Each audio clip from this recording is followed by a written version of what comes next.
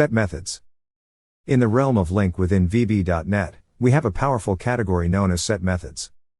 There are 4 methods in this group: distinct, intersect, union, and except, each with a unique function in querying data sequences. In the next videos, we will delve into these methods in detail.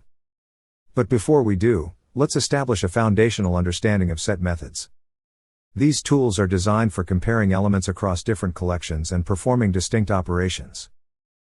Whether it's sifting out unique elements, finding overlaps, amalgamating data while removing redundancies, or highlighting differences.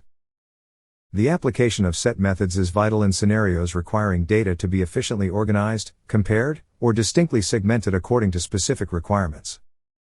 Take the intersect method, for example. It identifies the shared elements between 2 sequences.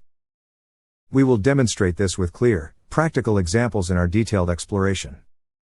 Understanding set methods is more than just learning syntax. It's about mastering the management and manipulation of data in a way that's logical, intuitive, and aligned with our business logic. Stay tuned as we explore each method in detail in our subsequent videos, where we will unfold the power and simplicity of set methods in LINQ.